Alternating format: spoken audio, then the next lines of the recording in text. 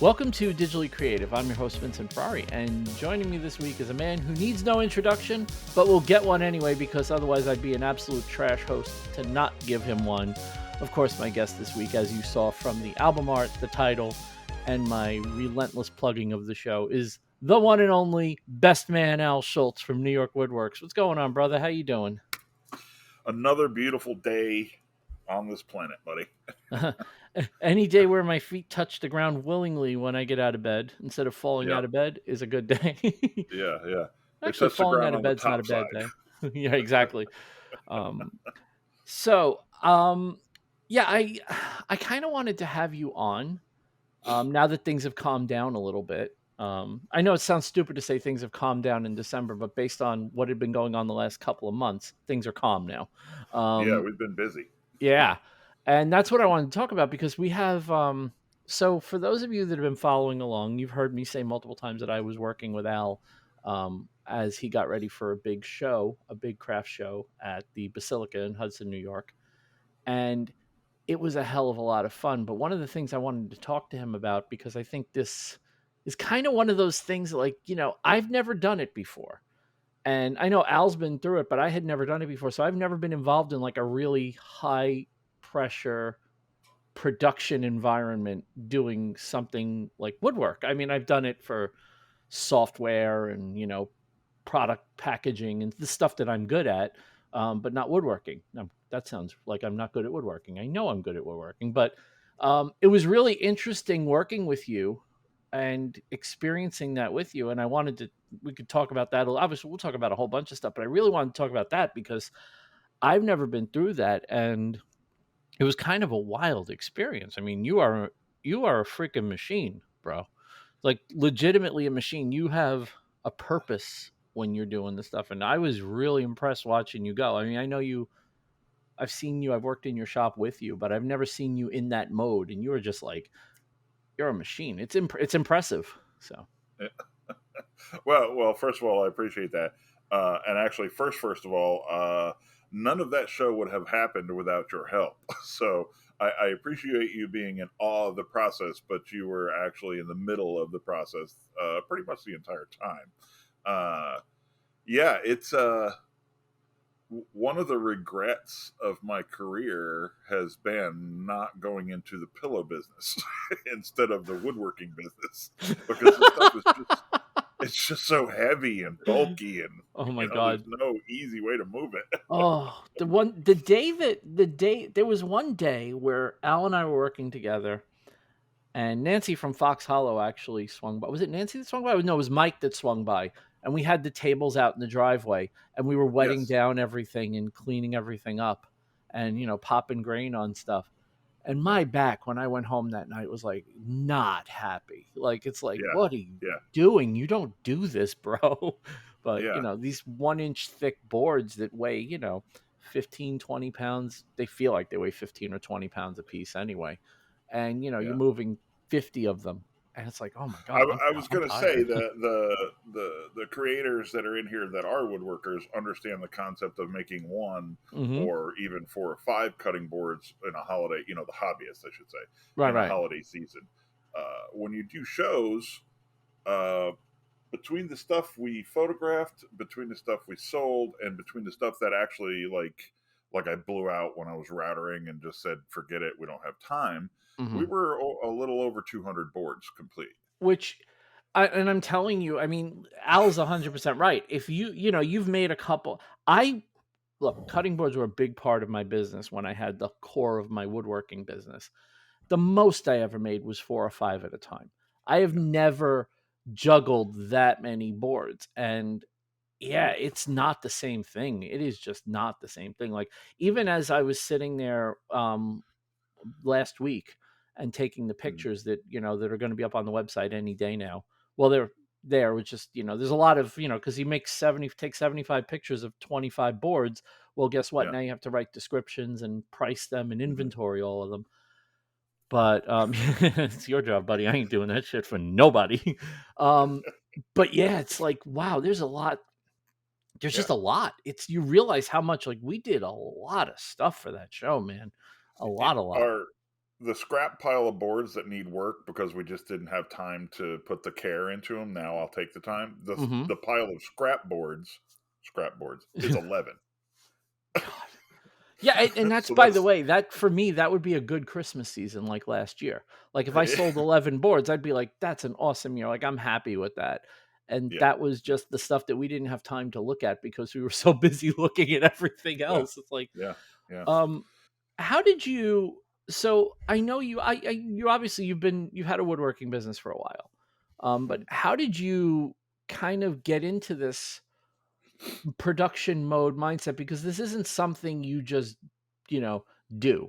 You don't just start making a lot of stuff, and because it falls apart very quickly if you don't know what you're doing. And you do seem like you know what you're doing. So is where's that experience come from? At least Well, look, and look, if you don't know what you're doing, it's just important to look like you know what you're doing. That's the most that's right. important That's right. part. Yeah, the first thing you do is you grow a beard, You got to grow a and then beard. Beard equals and then you get wise. an apron, Uh-huh. and then nobody will ever question your skills again. And wear that apron everywhere. That's important too. Yeah, yeah. Um, uh, actually, I think like everyone else in life, it became a necessity. You Hmm. know, we the the the grand plan was I was going to drive truck. We owned our own truck, and I was going to drive said truck until I was in my 60s, Hmm. and then semi-retire because we're from a generation that unfortunately wasn't taught to invest, and so we don't have 401ks. We've been in business for ourselves, my wife and I, basically our entire lives. So there's not huge retirement investment accounts waiting for us at the other end. So we have to, we have to work as much as we can. We are tentatively trying to like get into property investment and stuff like that for retirement, but then I had a back injury or a continuing back injury from the military, and I had to retire early. So Hmm. now I don't have I can no longer survive making 4 or 5 boards on a holiday season Right. type thing. So we just had to jump in feet first and figure it out. And Mhm. believe me, I appreciate you saying I look like I know what I'm doing, but there's lots of messed up material, lots of boards. Sure. Actually, two of the nicest boards I made split and cracked right on the table at the show, Yeah. and I was like, get them off. We can't sell these. We can't. Uh, and I figured out the mistake I made with the big checkerboard. Uh, Completely my fault, but that's a perfect example. Now the Mhm. next one will be correct, but Right. unfortunately, I blew up a $300 board. You went to school on the first one. Yeah, yeah, and I failed, and I did not get a passing grade. It's But I think, yeah, necessity breeds all. Uh, we have to. I mean, contrary to popular belief, I do have to eat. of course. It looks It like was I've eaten enough, but it was fun working with you, because one of the things I liked about working with you, and I actually really enjoyed this, is, you didn't like hover over me to make sure I was doing things to the level you wanted them done to. It was more Mhm, like, here's what I need done, go for it. And it's like, mhm, okay. So I would, there were a couple of times I was like, okay, I need to like organize what I'm doing in a way that when I walk out the door, you can continue it.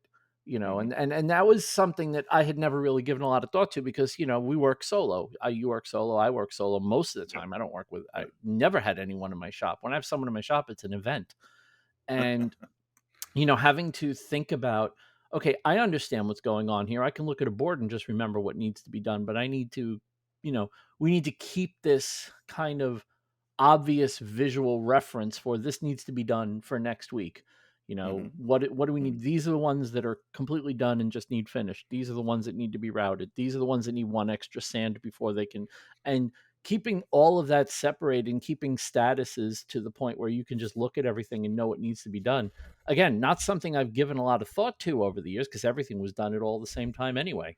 But when you're dealing right, with 75 to 100 boards, in a period of 2 weeks, mhm, you look at it very differently. Like, oh, I can't do this all today, so I have to leave this in a position where somebody can walk in and just take over. yeah, yeah. Rather than rather than, do steps 1, 2, 3, and 4 in one day. We Hmm. did step 1 75 times, Right. and then the Yeah. next time we do step 2.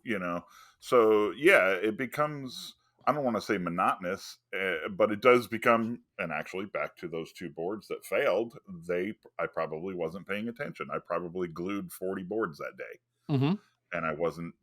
I was just, You that was missed probably the something. last board of the day. Yeah. you know like, what's It's that, our parents used to say, don't buy cars made on Monday or Friday.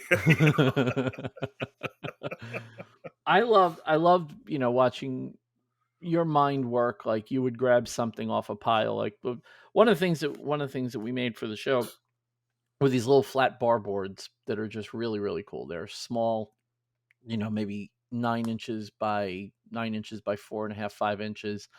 And watching you just engrave the hell out of all of them, just grabbing them and engraving them, just putting different stuff on them. And it was like, it just felt like you were enjoying that part of it too. Like, you were enjoying just throwing things on the laser and going, hey, look what I put on this one. This one's pretty cool. I kind of like the way this turned out. Yeah. Um, You to bring to again to come back to what you were saying about how calm and smooth it was having a second person you in my mhm, shop. One of the number one, you know what you're doing, so I didn't feel like I had to hover over you. mhm, Or I generally hover more for safety. I want to make mhm. sure people understand that, a table saw will take your fingers before you even know they did it, Yep. kind of Yep. thing.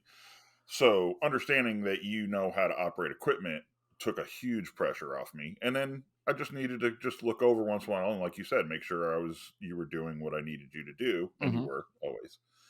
Um but when we went into this, my wife and I made I've made and continue to make, because it's an ongoing decision, to this is going to be fun or I'm not going to do it. Right. And that's why I do tell you, I do get a lot of enjoyment out of what I'm doing. I didn't say it was going to be easy. I said it was going Right. to be fun. Easy My doesn't back Yeah, hurts every easy day. fun doesn't always mean easy. The fun Right. means I don't Yeah. go home and hate my life. Yeah. It's Yeah. like Yeah. there Yeah. were a No, couple. I go in the house. Yeah. I go in the house, grab an ice pack or a heat pack and sit Mhm. down and take some ibuprofen. And I feel good about what I did that day, even There though were I'm in pain. there were many nights where I got home and I would tell Kathy, like, the one thing I loved about working with you was because I finally felt like a woodworker, like a maker. I finally felt like I was doing what I was meant to do. Yeah. Like, even if Yeah. it was a day where, look, there were a lot there were a couple of days working with you where it was just like, God, if I have to look at that goddamn sander one more minute, I'm gonna kill somebody, right? And then there were other days where it's like, okay, this is just problem solving. I mean, Yeah. it was really funny because there were two ash boards that, looked like they were fine, right? And then I put them down on a flat surface and they were like potato chips. Like, you could not Mhm. tell looking at them that they weren't flat, but as soon as you put them on a surface you knew was flat, those things were rocking like crazy. And I tried sledding them through the planer. I tried running them through the drum sander. And finally I just looked at you and I'm like, I don't know what to do with these anymore. And you're like, well, I have an idea. And he went over to Hannibal and he anchors them both down and cuts two circular cutting boards out of them. And because the skew of them was just enough where you could get away with cutting them into smaller pieces, we ended up with two really unique actually a bunch of really unique circular cutting boards out of them. Mhm. But Mhm. again, problem solving. We Yeah. we Yeah. experimented with sleds. Just it's like, okay, this probably needs to be sledded. I've never sledded through the drum sander, and I don't think you had either. But it's like, well, Mhm. why not? What do we got to lose? And it ended up making a couple of the boards that had a bit of a concave shape to them beautiful. Like, they were Yeah. perfect. And Yeah. that feeling of when you take the boards out and you stack them on top of each other and they kind of make that suction to each other. And it's like, all right, we did it. But all that problem solving, like, I was totally digging that. Like, I was enjoying the hell out of the problem solving Yeah. aspects of working in the shop. I have to assume it's the same, just different problems in other areas, right? I Sure. mean, when you're building boxes or designing something for a client, it's Hmm. literally another specific set of problems that need to be solved. Yeah, So absolutely. I think the ability to separate them and digest them one problem at a time or in a linear direction, becomes that's a joy. Like, Sure. hey, I figured that out. I figured that out. Yeah. And One of my favorite things that I got to do for you, because you've seen the woodworking, you've seen the making, but you've not gotten to see what my quote for my day job was. And mhm, I got to do that for you, and that was like I was so happy to be able to do that because yeah, Al had some ornaments, and he made an ornament kit, and he made which was a collaboration idea because he had all these. I'm like, why don't we just sell them as a kit instead of painting them, going through the hell of paint them, just package them up as a kit. So I made a hang card for them, and I was like, mhm, well, why don't we put the ornaments in those too? So we made another hang card for those, and the packaging of the wood balm, which you had your logo on a label, but now you want to take it to a show like the Basilica, you want to sell it as a premium wood balm. So what do you got to do to make it premium? So we engraved the canisters, and they looked unbelievable. Like yeah, I was looking at them yeah. going, "Damn, even I would buy that, and I can make this." Like I would And literally they buy loved it. this. We sold more than half of the wood bomb I made. It's it was me getting to show you a Yep. side of me that you never got to Yep. see, and I was so happy to be able to do that. I can't those were the to me, those were the most fulfilling days. Whereas, like, Yeah. I would have an idea and you were just like, "Yeah, that sounds good, let's do that," and you would see it and it's like, "Oh, wow, look at the way this looks. Look at the way my product looks with this attached to it." Yeah, and you know what? And I appreciate that, and we've already talked about 1 or 2 other products that we Mhm, may be collaborating on, but more importantly, I think it's the best part of that whole process is the realization that I don't need to know how to make a hanging card mhm. because I know a guy who can. Right, You know what I mean? right. Like it's great to learn skills, and I would love to learn how to do that stuff, but it's also great to I know I'm good at this. Mhm, I don't need to be good at what my neighbor does. mhm, But so often than not, I've got this, everybody's aware of Hannibal, which you're sitting on right now. mhm. But I've gone to a couple of different cabinet shops that are local, and both of them reacted like, "Oh, I'm not in business to make you money." That was one guy actually quote unquote said that to me, and I'm like, "Well, I'm not asking you to make me money. I'm asking you let me help us make money." I'm asking you to double your capacity for production, dumbass. I don't get it. Yeah, it's Yeah. like just because, and it's not just the maker world. When I used to be a certified plow installation mechanic. For the company I worked for, Mhm. and 3 guys in the area all of a sudden were Boss Plow dealers, and we had to legally fight them. And it's like, dude, just why you got to sell Boss Plows? Go Right. do what you're good at. Don't do what we're good at. So dumb. It's so dumb. But if you combine skills, you can lift everybody up and you can move faster because that's Mhm. just I can work in what I am already good at. I don't need to figure out what you're good at and figure out how to do it, which means I'm not doing what I'm good at.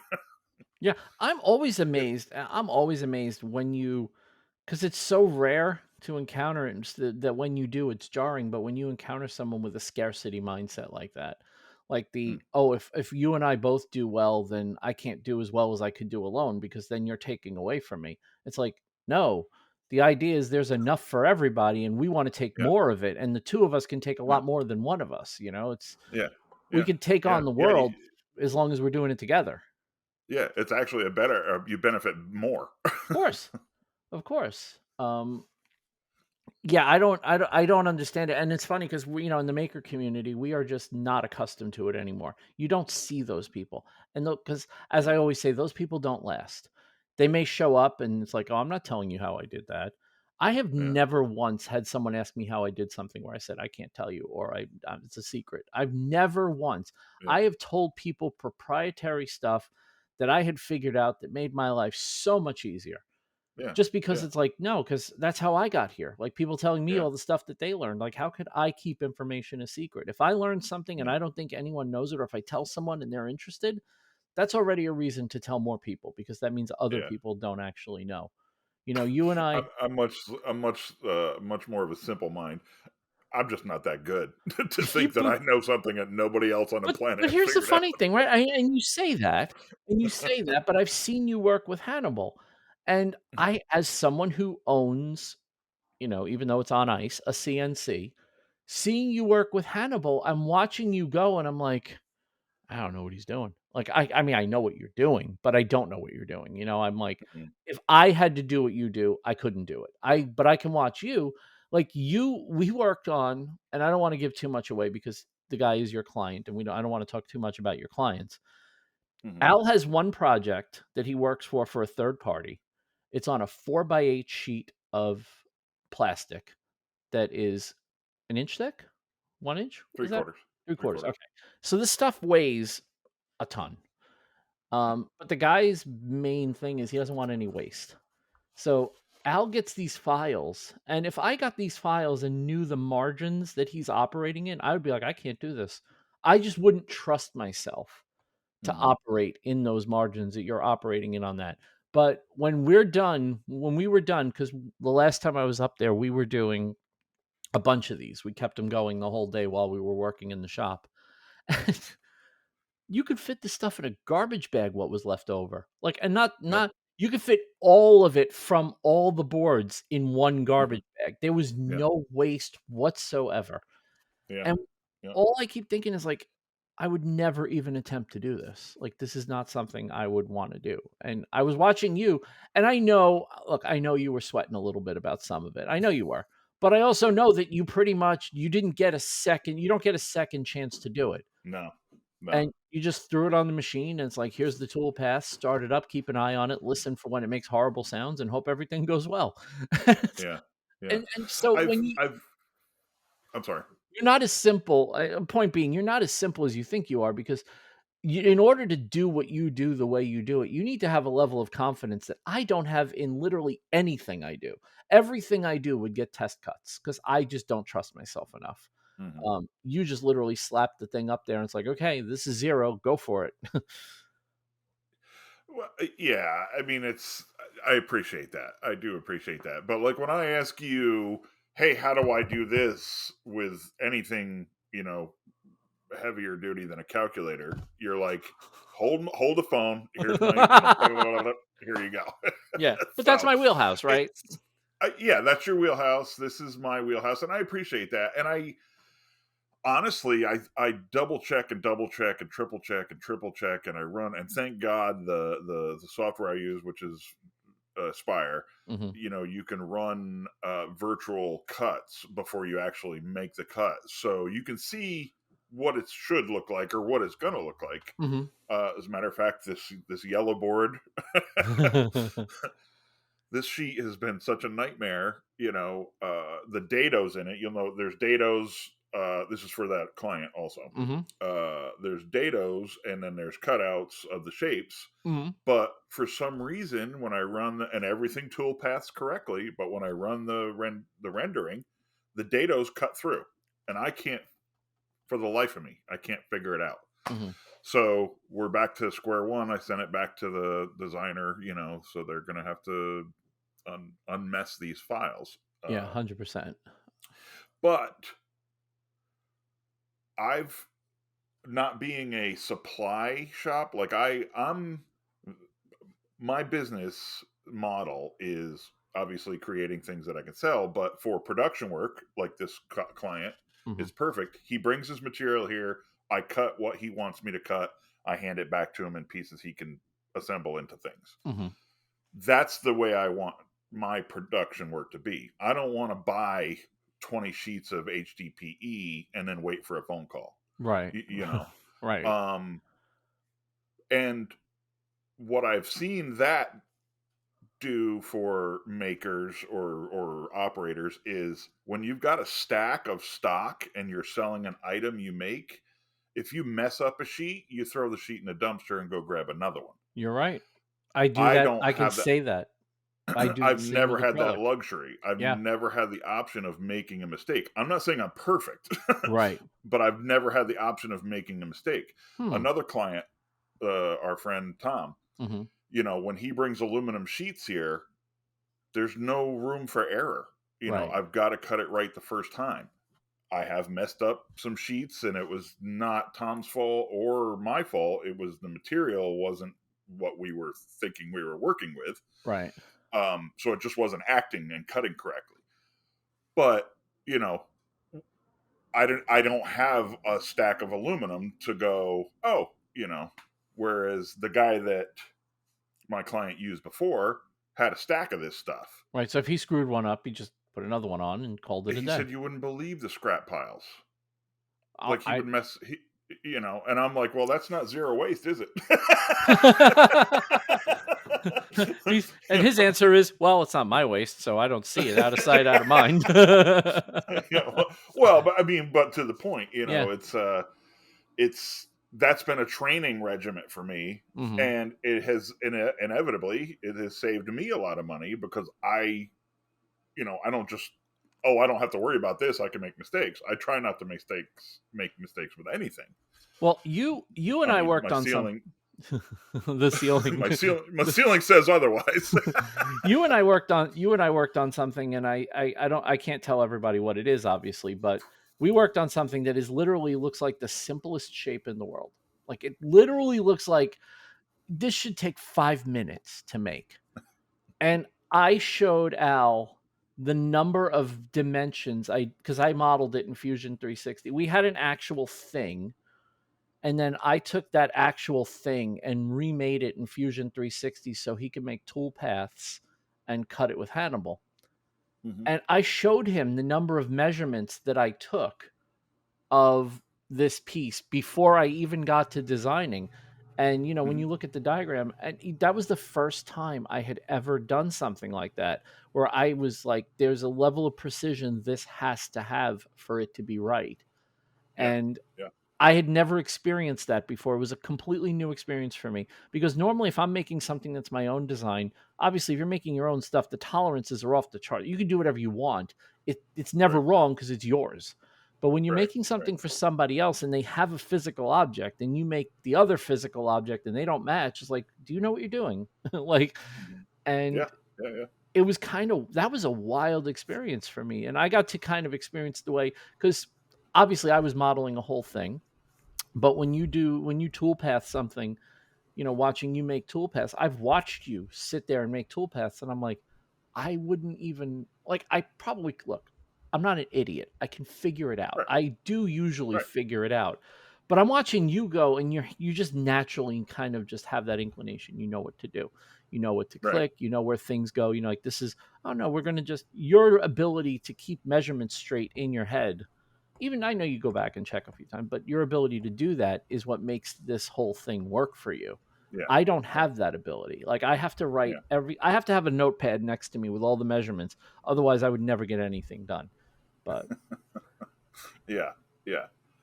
what But about back to your, and I appreciate you identifying these skills and everything. But the point that we were talking about earlier is I don't know. I have Fusion 360. I have an icon. I don't know what you do when you click it, but that's a lot of makers. Let me tell you, they have the yeah, icon. That's as yeah. far I have a they've yeah. installed it. Yeah, yeah, I've installed it. I have no idea how to open a project. So rather than me waste time trying to Right. limp and fodder through it, Hmm. uh, I'll just call Vincent. He knows how to do this. Yeah. I just said, here, make this. Yeah, I have this file. Fix it for me. Yeah, I love that we've developed that relationship because there's a yeah, lot of stuff. There's a lot of skills that I have that I know are kind of unique because we're both makers, but I have more skill. You have definitely more of the craftsman thing than I do. You always will, and that's fine. I mhm, have more of the mhm, digital side of it knocked down. yeah, So like if there's a file that needs to be created or a design you need for something, I can probably at mhm, least fake it to look like it's supposed to. And yeah, I really enjoy working. One of the things I've always loved is a system where, hey, I'm a cog in the machine. This is what my job in the machine is. yeah, You came to me with a specific sign, like was it last year or the year before? And it was needed to be made for somebody. It was a specific sign for a specific location, and you're like, "Hey, could you make this?" And I'm looking at it going, "Yeah, I could." And I yeah, took it home yeah, and I yeah, just sat there. I sat there with a yeah, pic with multiple pictures, and I mhm, found one that I could work with, and I just made it. And yes. then All you right, yeah, did your magic and made toolpaths of it. And when I saw it for the first time, I'm like, "Holy crap, we made that!" It was yeah, just like, yeah, "Whoa!" I love doing that stuff, and I feel like I almost get more rewards out of making the file that turns into the thing than I do out of Yeah, actually making the thing now. And maybe that's just yeah. because I don't have my shop anymore, but it's so much fun, man. It's so much fun. And that's why I loved working with you though, because I got to do all kinds of stuff in the what were we, 2 months that we worked together on this stuff, give or Oh, take. easily, easily. And Yeah, it was like, yeah. once a week I got to feel like, oh yeah, this is like the old school. Like I get to be a maker for one day a week. Well, keep coming. No, I'm glad this relationship is working this way too, because I get frustrated because it's like I have probably 5 or 6 design ideas in my head Hmm. that I know what they'll look like or should look like when they're done, and I know how to do quote unquote my part of it. Hmm. Yeah, But the first half, I need someone like you right. to To kind of knock out at least the initial part of it to get you to a point where you're sure, editing, not creating. right, right, Right. right, I think that's a right. big part of it too, because that's how I learned how to do almost everything. I was telling Kathy the other day, I was like, because we were talking about her cousin is just getting started with the Cricut, like really starting Yeah, to use the Cricut. And we were talking about they have something called Cricut Access, and Cricut Access is basically you get this thing and you have access to graphics and all that stuff and fonts. And I said, I had it when I first got my Cricut, but now I kind of create my own artwork. Like I've gotten to the point now where it's like that almost feels limiting for me. Like, mhm. and it's just, because people ask me, what do I use? I'm like, Illustrator. It's like Yeah, I don't yeah, use a lot of stock anything. Even when I use AI to generate something, it's to get me started. Like if it's something I yeah, can't draw, I'll start there. And then all of a sudden I have a whole different project in front of me. But right. it's one of the things I love about working about the stuff that we've done together is you'll hand me something, I'll be like, well shit, how do I handle that now? I'll just sit there Yeah, and noodle it. In fact, isn't it? I'm sorry. I have that thing that you've been asking me about. It's literally sitting here and I'm looking at it going, here's one of them. Finally made it out See, of my bag, which is good. yeah, yeah. Isn't it interesting that when I started, YouTubing, I not being on YouTube, but Hmm. watching YouTube videos and everything, it's back when the X carves Hmm. were just kind of coming on the scene. The X Hmm. carve CNC machines. Probably around the time I bought mine. Yeah, A and youthful oh, that's right. indiscretion.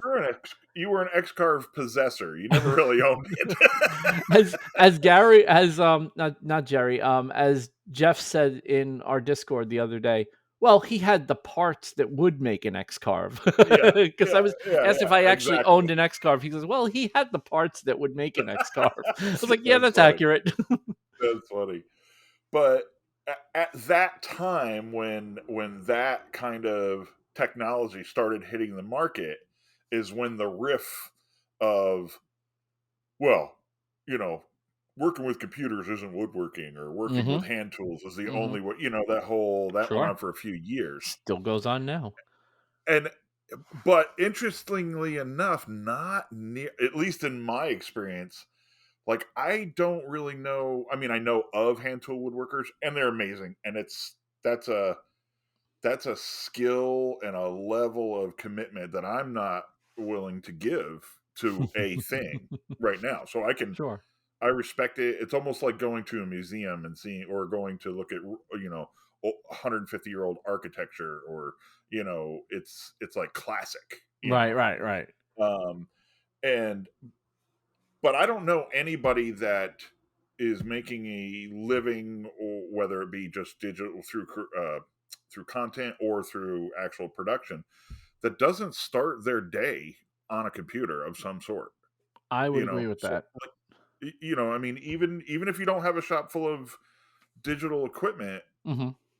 you know, ideas, files, communications with customers, like digital, like data is part of our lives Yep. and has been for, a few decades now, but like it's integral to this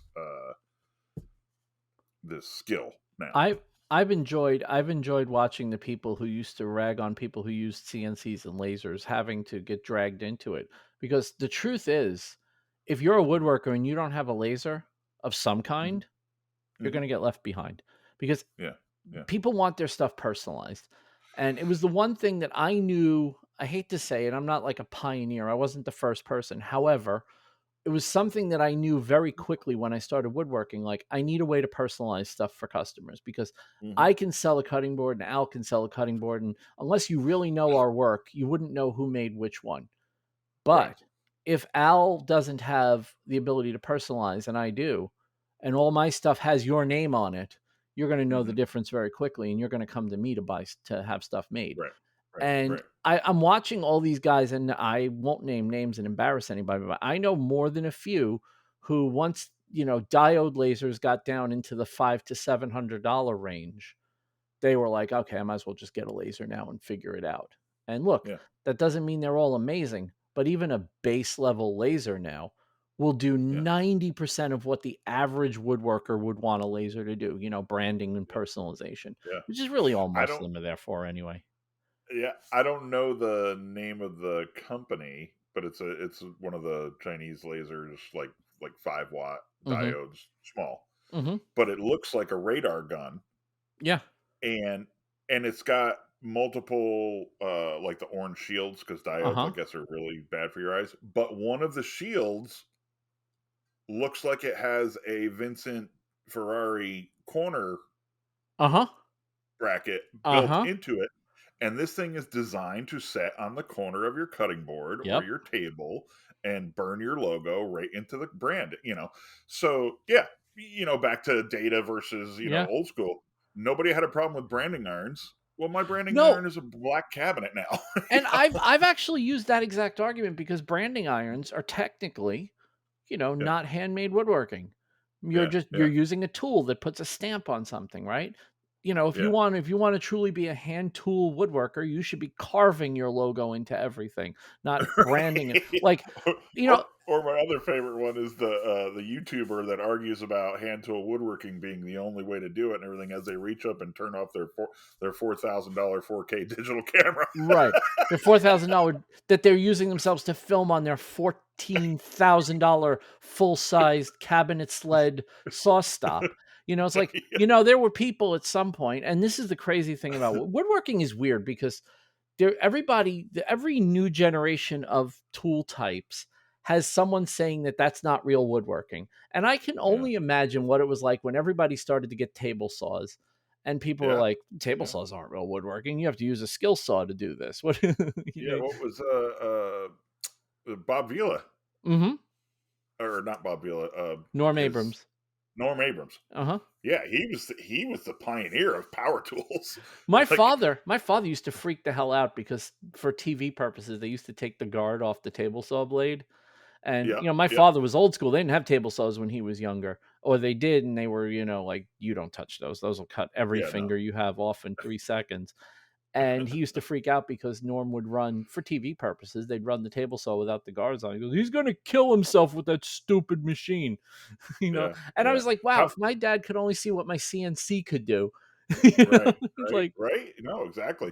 And how many early YouTube videos had the disclaimer, guards removed for video purposes?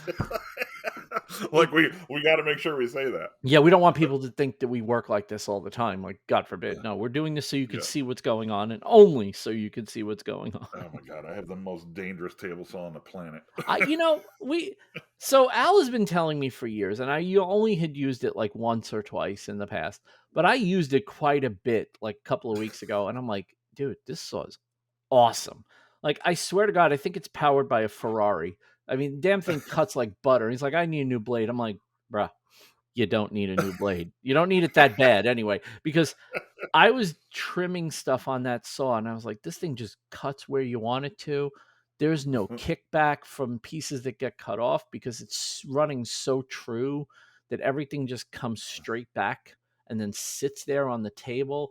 Like, Mhm. God, this is what a big table saw runs like. Because I've only ever had a contractor one, well, a nice contractor Oh, one, yeah, but still a contractor yeah, one. yeah, yeah, yeah, And using a proper, say, cabinet table saw is like, oh, yeah. This is It's nice.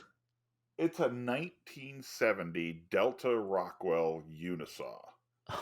It's the So original nice. Unisaw. Yeah, It's so and nice. it's It doesn't, for those of you wondering why Al thinks it's gonna kill him, it doesn't have a riving knife or a splitter at the end, and honestly, I can understand where the yeah, trepidation for that comes from yeah. because There's no safety features. none. Like, there's literally the safety feature is eventually, somebody's gonna hit the circuit breaker after you get yourself caught in it. That's the safety feature.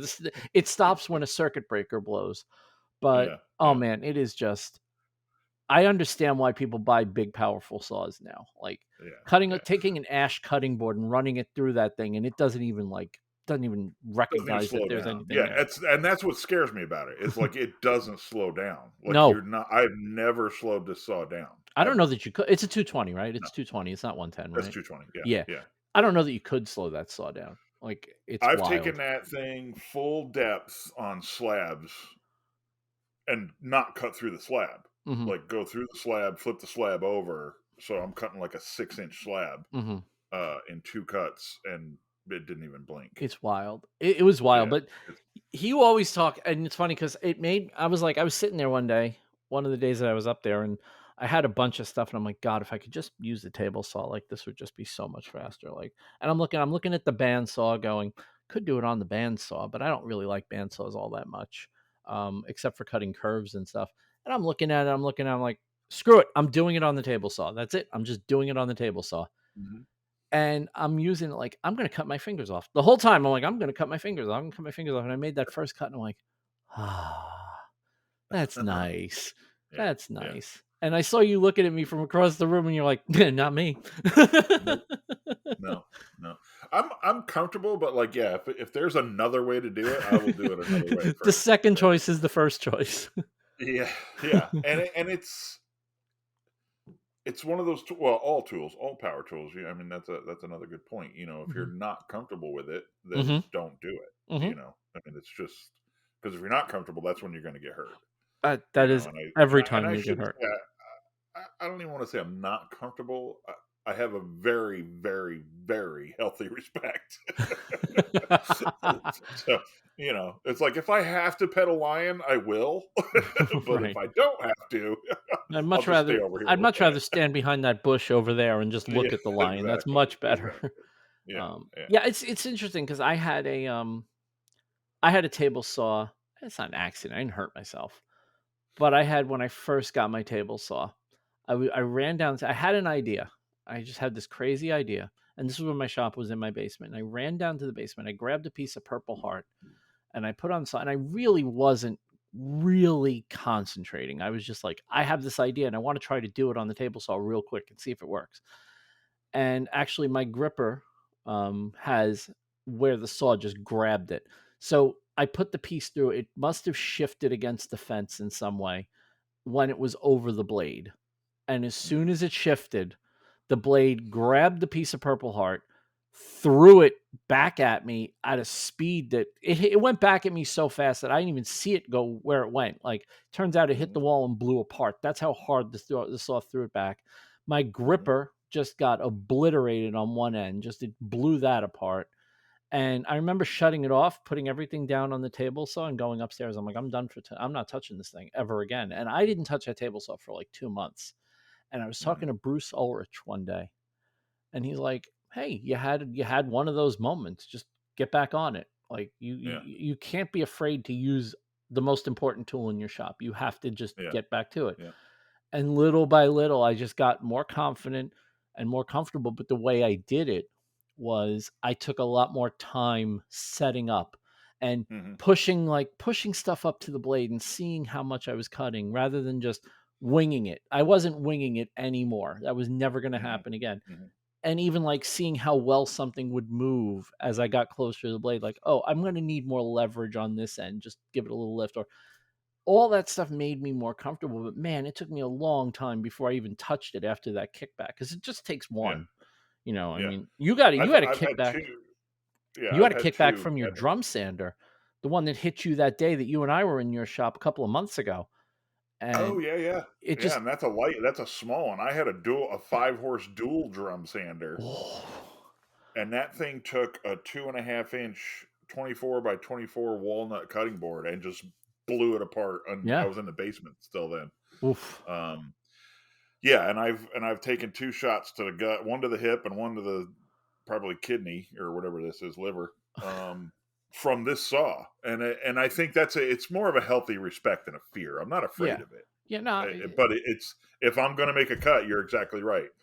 I set my jig and my grippers. I Mm-hmm. set the fence. I set everything. Make sure I know what I'm cutting. Um, Because confidence I comes need to. from knowledge, right? Yeah. It doesn't come from just being brave and stupid. It Oh yeah. No. No. comes from No. knowing knowing what can go wrong Well, and some of it mitigating it comes as from best. stupid. Oh, old Al number 9. Yeah. That's I even that up a little bit. My Not dad. on a table saw. But you know what's funny? So we talk about all the tools that we're not scared, that we're, everybody, I think everybody to some extent, whether they admit it or not, is nervous around a table saw. Table saws are very scary. Sure. Routers are terrifying. I don't care. I have multiple routers. I know how to Hmm. use all of them, and they Yeah. terrify me. It's like Yeah. walking around. David Picciuto, I never will forget this when he said he was nervous with them because it's like walking around with a lawnmower motor in your hand. I'm like, I Yeah. never thought of that, but I have a 3 Yeah. Yeah. horsepower DeWalt router. Yeah, that's exactly what it's like. Hmm. Um, Yeah. but my dad cut his thumb off with a drill press. So it's like, okay, no one is scared of the drill press, right? I mean, the drill press is one of the most innocuous tools in the entire Yeah. shop, and my dad cut his thumb off with it. So it's like anything is possible. You know, Yeah. I Yeah. always had the running joke that I never cut myself on anything sharp in my shop, but I ripped my hand open on the corner of a vise. I ripped my hand open, reaching into something and catching it on aluminum. I ripped it on taking materials out multiple times. I never cut it on a Hmm. blade or anything spinning or moving. I only cut it on the Yeah. stupidest things you could cut it on. So, the healthy respect, you're casual around those things. My dad he readily admit till the day he Hmm. died, he readily admitted that he was just way too casual with that drill press. And he put his thumb in a Yeah. stupid spot. The material shifted and it grabbed and just cut his thumb right off. And it's like, Yeah. wow. I see videos, and actually, we're going to probably start seeing them again. I get freaked out every time I see, guys and girls that are working in like shed shops or Hmm. basement shops or unheated garages, and you see them, they're pushing that board through the table saw with their unbuttoned flannel, Yeah. Yeah. right here on their wrist. And I'm like, oh my God, that blade grabs that flannel. You're going to lose a hand before you even realize what happened, Or you they're know? working on a lathe or a drill Yep. press or a saw with Yep. gloves. Like, Yeah. what is Yeah. wrong with you? You Yeah. never wear gloves on a Yeah. machine. I Yeah. see a lot of guys, and I'm not trying to judge anybody. I know you love your wives, but people who wear their goddamn wedding rings while they're Yeah. working on, like, no, don't wear a wedding Yeah. ring while you're working on these tools because you will get exactly. And that's exactly what you should have, a silicone. For those Yeah. of you that are listening, Yeah. Al has a silicone wedding ring. Yeah. And And I that's and I go exactly, through 4 or 5 of them a year. yeah. And just think about it. Every time you rip one, that would have Hmm. been a problem. Hmm. Yeah. It's Yeah. my I dad. buy My them on dad always Amazon. warned Like, me, like when I would be anywhere near tools, he was like, take your wedding ring off. I'm like, yeah. what are the chances something can happen? He goes, you have no idea what can happen if it grabs that wedding ring Yeah. because it's not going to And cut through it initially. It's going to grab it first. yeah. And actually, the reason I actually started wearing silicone rings is I was working on a truck with a utility bed, Hmm. the like a plumber's truck kind of thing, Hmm. and it had a ladder rack. And I grabbed the ladder rack and swung. I was in the bed of the truck. I grabbed the ladder rack and went to jump down, and my ring hooked on the ladder rack, Oh, and I was on my tippy toes, were touching the ground, and I was stuck. ugh, Yeah, ugh. bruised. I thought it pulled tendons, and like it didn't pop my finger off, but that's called getting gloved in the Yeah, Marine well, Corps. so I actually explained that to Kathy the other day. We were talking about, because I saw somebody, we were watching a video and somebody was wearing, was using their bare hands and standing on the lathe. And she goes, why doesn't that seem dangerous to use your bare hands to do that? I was like, no, that's exactly what you do. I said, because if you Yeah, don't, you get gloved. And, the literal definition is gloved. It just takes all the skin off your hand and you literally yeah, standing there like a horror movie, yeah, with a with this, bone. yeah, just literally just bone and muscle. And I'm sorry if we're being gross, but it's just like it's one of those things that I think about all the time. Even Yeah. little tools like I have a die grinder, a pendant grinder in my craft room now. And there have been a couple of times where I slipped my finger down the shaft of it just a little too much to where I caught the teeth on the chuck and it Uh-huh. just ripped open my finger. Like, and that's just the chuck. Like, Yeah. it's not, Yeah. it's like, yeah, no, I'm not doing that anymore. Like, I'm not doing that anymore. I got all 10 and they're all complete. And I kind of want to keep the set, you know, I made it Yeah. Yeah. 47 years so far. I kind of want to keep it that way. I got 9 3/4. 9 3/4. That's Just like took a sample Emmett. off. That's Emmett's father-in-law's shop. Um, he has the 9 3/4 workshop. Is it nine Projects and by three quarter or Putz. 9.5? Is it 9 1/2 or 9? See, now I'm gonna go look at my video.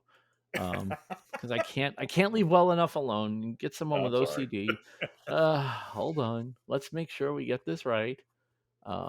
Oh, I'm not going to be able to find the video. It's going to be too far down Yeah. my feed. Probably Emmett will will be. definitely comment at some point and tell me what the right number is. We can hit it. You can hit it in the edit.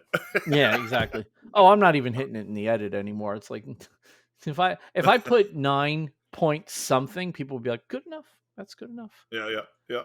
So, but yeah, I love talking about the production aspect of what we did because it really was, seeing it come together and then seeing you doing the stories from the Basilica and just like, Yeah. wow, we did that. We Yeah. freaking did that. When It's we were it's loading it out, we were loading out bins into your truck to bring it over there that Saturday or that Friday. yeah. And, we're just loading it and loading it, loading it. And I'm like, my God, like we did all this. Like, I didn't even realize it. You don't realize how much it is till you got to move it.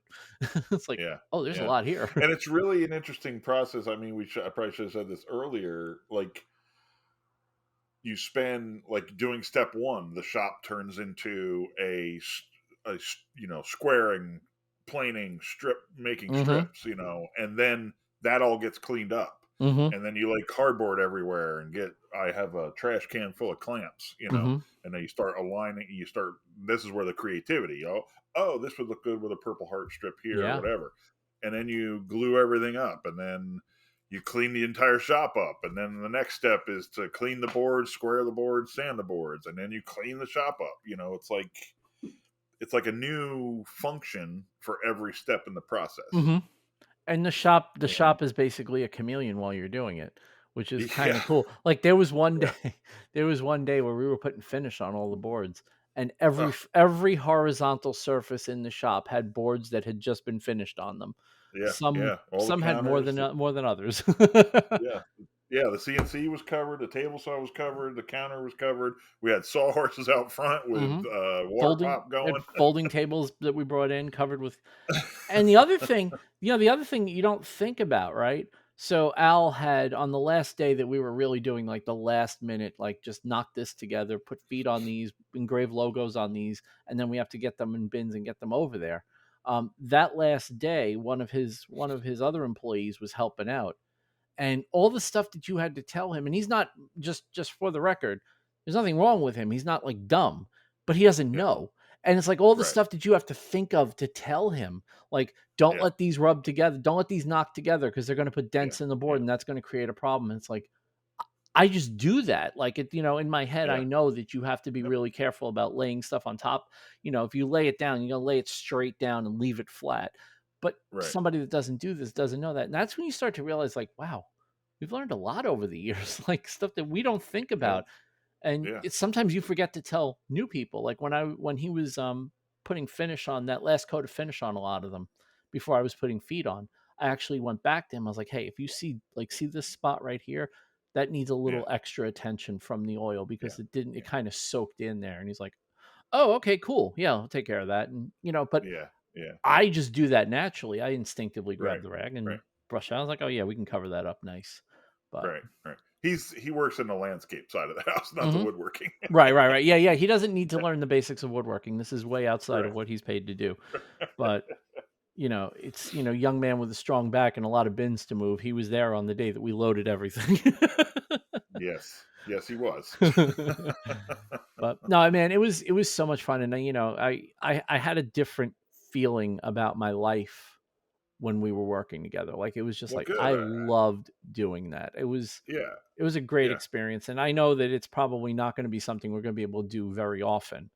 But if you get a big project, you get a big project, and you need reasonably yeah. skilled hands. I have reasonably skilled hands. I have No, two of no, them. no. Well, and knowing that enables me to potentially take on more Hmm. shows and stuff. Like we used to do 5 shows a year, Sure. and now we do one. Right. Well, it's two. We do the Basilica twice, but I'd like to get back into that, but I can't do it by myself anymore. Right. Well, it's a lot. I mean, it was a lot for So the it was yeah, a lot for the two of us. yeah, yeah, yeah, yeah. So, but it was It definitely a lot always of fun, man. sucks. I appreciate, and I appreciate, and I've said this a million times, and I want to make sure I say it publicly too. There have been many times, and I've talked about it on this show, where you have bailed my ass out. There have been a Yep. lot of times where I have gotten in over my head with a project. It's like the only person that can help me right now is Al. There have been there was a couple of cutting boards where I was like, you didn't do a great job gluing those, brother. Like, they were crooked as hell, and take them, flatten them on Hannibal. And I go into Al, I'm like, yeah, this is about 32nd off, and you're like, this is like a 16th off. What the hell is wrong with you? I'm like, yeah, you're right. Well, it's going to be a real thin board when we're done with it. I don't care, just make it flat. But I've Well, it's been great that's kind because of what we want to be. I'm sorry. because you've helped me out so much, but you've also, in helping me out, there have been a lot of things that you've taught me that I didn't know before. Like, I have Hmm. learned a ton working with you. And, Yeah, it's stuff that I have no other way to learn some of the stuff I've learned from you. You've been a really yeah. good teacher. You've kind of been like a mentor in a lot of the things that I don't know how to do. And Well, I it's appreciate been that, man. great. I really, really Yeah, loved, I love when we just hang out and shoot the shit in the shop. I loved yeah, working with you in like a real production environment. That's the second big project that we've worked on together. And it was yeah, like, it's been fun, man. It's just, I yeah, wish there was a way. I wish there was a way that it could just be like the new normal, because yeah, it was yeah, yeah, awesome. Like, I enjoyed it so much. And yeah. that's the fun part, right? Like, you go home from work and Well, there's nothing saying we can't figure some shit out down the road. Oops, sorry. no, you Stuff can say out shit down on the here road. now. I've gotten tired of editing that, so shit's okay. And and I appreciate that. And while I'm honored and glad that I was a positive influence on you, you have got to know. And if you don't, I'll tell you that none of that stuff happened without your help. You know, so I appreciate that. I really, really do, and I love you more than anything for it Oh, because absolutely. I know you're 2.5 hours away from me, and I can literally not even pick up the phone. I could just text you and say, "Hey, I need," and you're like on the way. Do you want me to pick anything up? Is two Leonards Need on the way? waffles? Do you need waffles? Pizza crust? What do you need? Tell me. Yeah, but stepping back and looking in from the outside, isn't that what we should all be doing anyway? We should. I agree with Right? that. I We mean, no, should. really.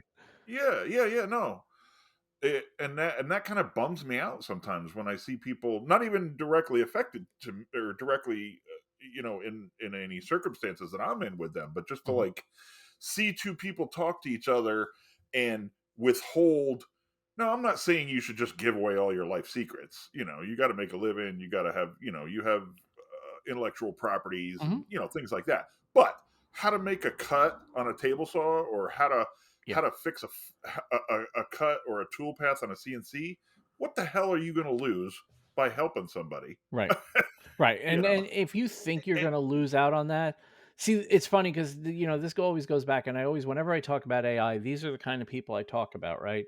The people yeah, that they think like, oh, people, we're going to get replaced by AI. Well, if the only skill that you have is you can do something I can't do, and it's not special or interesting, then yeah, you are going to get replaced by AI, because AI can do a lot of the basic stuff. If you don't yeah, bring anything to the table other than a skill set, and I yeah, say that meaning a skill set is fine. There are going to be yeah, people who are still going to need your skill set. But if I can get it from, that's why Walmart and Amazon and all these, even though they get everything from China now, they're mhm, booming, because like, yeah, I don't need a custom made this or a custom made that. I just need the thing. And if yeah, it's cheaper, then it's cheaper. Those will get replaced. There's nothing you can do about that. But if you bring a relationship to the table, if you work with somebody and you give them exactly what they want and you Mhm. personalize it Mhm. the way they want, and then when they open the box, they see a nice, well packaged item with a thank you card in it, you've already gone a long way in saying, "Oh yeah, you could get this Mhm. from a Chinese company that's going to give Yeah. you a Yeah. weird, you could get Yeah. for example, and one of my pet peeves, you could get booze boards, right? Booze Yeah. boards are everywhere. Everyone has them. Every cooking show, every, Yeah. Master Yeah. Chef and Hell's Kitchen, they both use booze boards and you see them on Food Network all the time, right? You could go Because buy they give them those. away. Yeah. Yeah, basically, you could go get those, but Yeah. I can give you the exact board you want, and I'm gonna Right. make it Right. your board, and you're not Right. gonna find 14,000 other ones like it, you know? Yeah. And I think that That, that's what we bring to the table, that mhm. you That don't get relationship replaced. is, yeah, that service Mhm. is, whether it be in relationship, in quality, in communication, or whatever. My best man in my wedding was a real is a dear friend out in Kansas. I lived out in Kansas for a few years, um, and he works and still works. Actually, he might be retired now for one of the largest Caterpillar equipment dealers in the Midwest. Mhm. And I used to be in construction, had my own skid steers, dump trucks, excavator, all that stuff. And I started buying cat equipment, which is pretty much premium stuff. Yeah. They're really proud of their. There's only one company prouder, and they're Green Yeah. of their stuff. Yeah. Oof. um, but I got out here. I brought equipment back from Kansas to here, back Mhm. home here to New York, and I started needing parts and needed to get things replaced. And there's Caterpillar dealers here, but didn't have a good relationship with the service department. Hmm. That's all I'm going to say there. Fair And enough. so I call Rodney out in Kansas, and I'm like, "What am I going to do?" And he goes, "Well, trade it in and buy a Bobcat or something. You got a Bobcat dealer, right here close." And I'm like, "I don't want that. I want a cat." And he goes, "Listen." He goes, "At the end of the day, there are some quality differences, and everybody will argue Ford, Chevy, Dodge, whatever. But at the end of the day, they're all pickup trucks or they're Mhm. all skid steers. The most important thing is your relationship and support for that equipment." He Sure. goes, "I don't care if it breaks down every day as long as the company will back it up and fix it." Mhm. He goes, "That's more important than having the nice shiny whatever and having no service, Right. or no support, just being left out after the sale. Yeah, pretty And that's much. kind of what I'm not the only guy with a CNC and a laser and a table saw, Right. y- you know. So, like, to your point, I'm the guy. You'll have a better relationship with me than a full production shop or whatever who just wants to cut your shit and get you out the Sure. door And and and bill you I a hate dollar. to say it. I hate to say it, but that's even a lot of the woodworkers that are, Mm. in the business of Mhm. woodworking, that is a Mhm. lot of them. They really do Yeah, just yeah, want to kind of sell you a thing and be done with you. And they'll talk about yeah. it in terms of, your margins, right? Oh, well, your margins Mhm. are better if you get rid of a customer quickly. Well, yeah, they are. But if you get rid Yeah, of a customer quickly, they know they've been gotten rid of quickly. Like, yeah. customers are not Well, stupid. here's They know. this isn't a pat. I'm sorry, I keep No, go ahead, interrupting. go ahead. You're fine. This isn't a pat myself on the back thing, but it's going to come off that way. One of the things I offer, just verbally, Hmm. and you come to my shop and buy a cutting board, or you buy a cutting board. This is about cutting boards, obviously, at a show. Is if you're in the area and because inevitably somebody will be like, "These are so beautiful, they're going to get scarred up with a knife." Is that Hmm. right? I'm like, "Yeah, they're going to get all scratched up," and they're like, "Oh my god." I'm like, "No, that's what they're built for."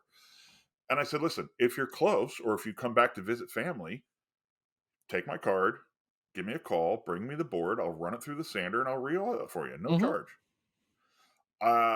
Over 6, 7 years, I've probably had 4 people Sure. come by and say, "Hey, you told me, you remember? Is there going to be? I'll pay you." I'm like, "No, no, no, no, come on in."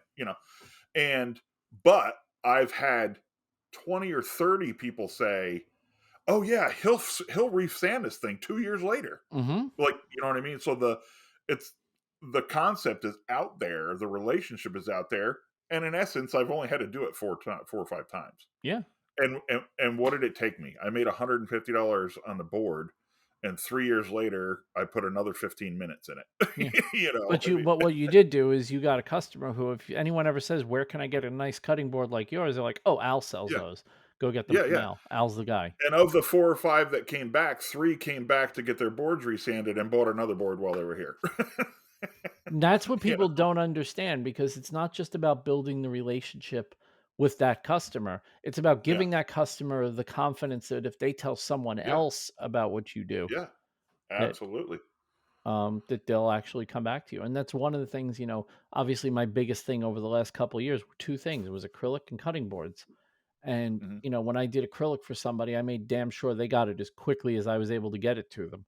And when I mhm. did a cutting board, it was exactly what they wanted. And I sent them progress pictures as I was working. Do I have to send anyone a progress picture? Are they going to come back and go, "I don't like that. Can you start over?" No, they're going to just, whatever.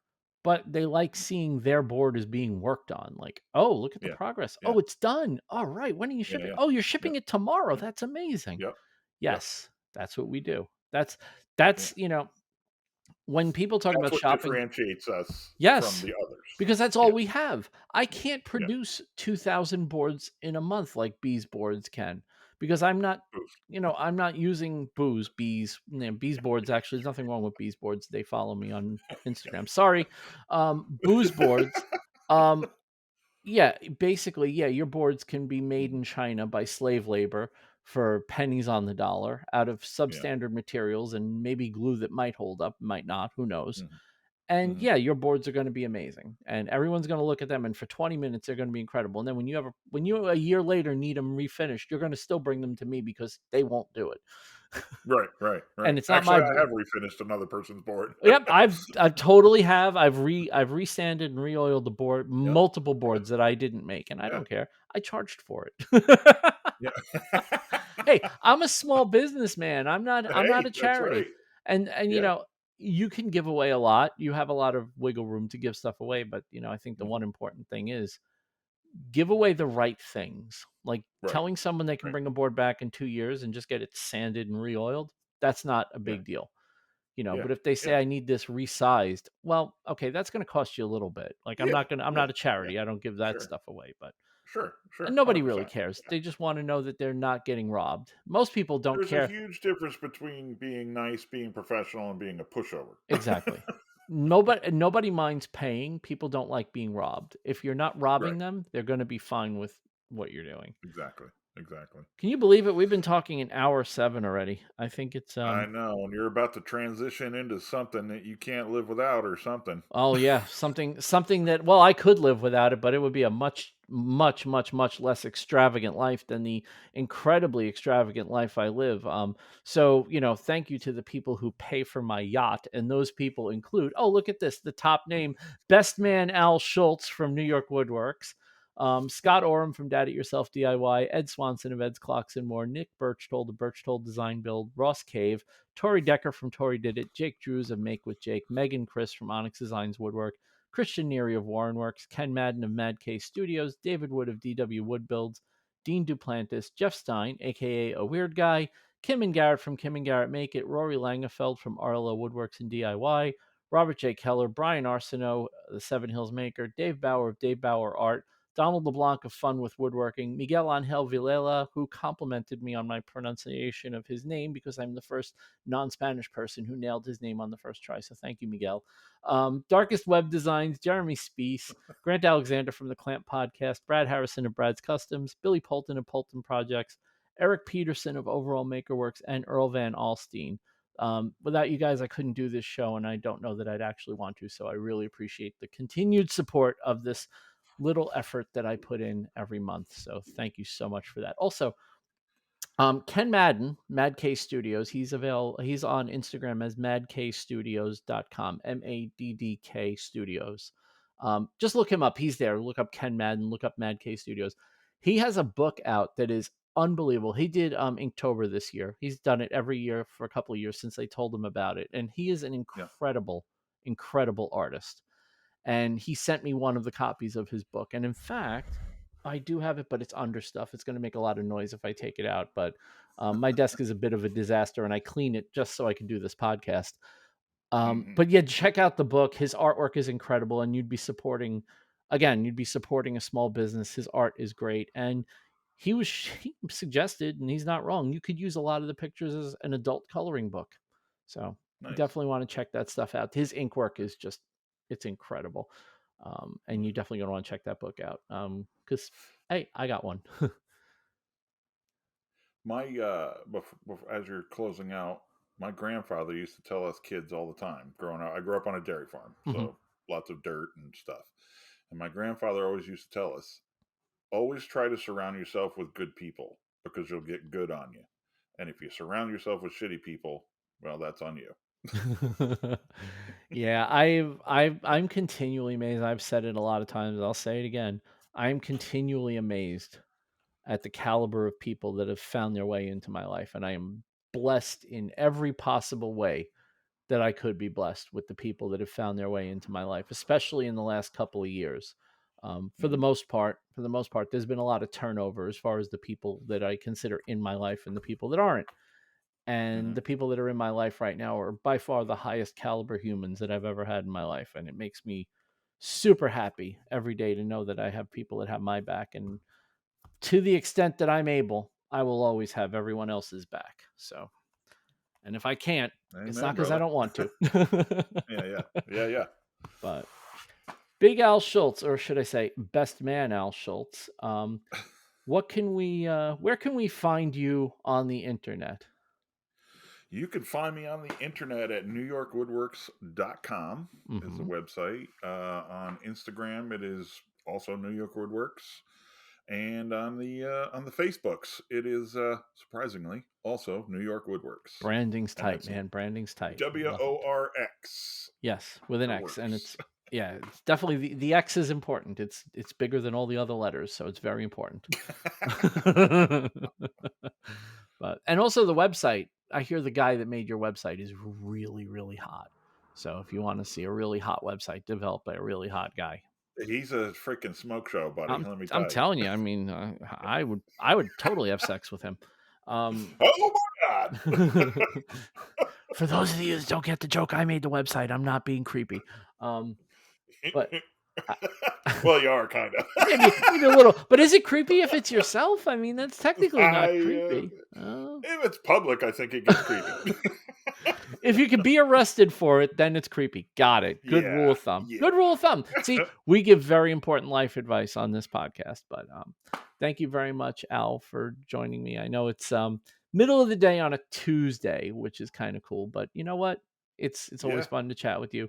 And since I'm not going to be in your shop this week, I figured, well, let's just get him on the podcast then, because I have to get my regular dose of Al. So thank you very much for popping by. I appreciate it. Thank you for having me on, and give me a call anytime. I'm a laptop away. A laptop away. That's a good way to think of it. And I hope you guys are just a laptop away or an iPod. An iPod? Where the hell did that come from? Who has iPods anymore? Jesus Christ. Right? Yeah, you get your Zune out. Did anyone have your Diamond Rio? And if you know what a Diamond Rio is, you really are my age. But thank you so much for joining. I really do appreciate it. There will be a show. There will be shows all the way up till around Christmas. And then obviously, I have a lot of family obligations because, I have a family now. So I have a lot of family obligations that are going to occur. So it's probably going to be the last week of December, probably like the first week of January. There won't be any shows, but we'll figure something out, even if I replay a couple of my favorite episodes. But one way or the other, there will be shows until at least Christmas. And I hope you'll join me for those. Until then, have a great week, everybody. And I will chat with you then.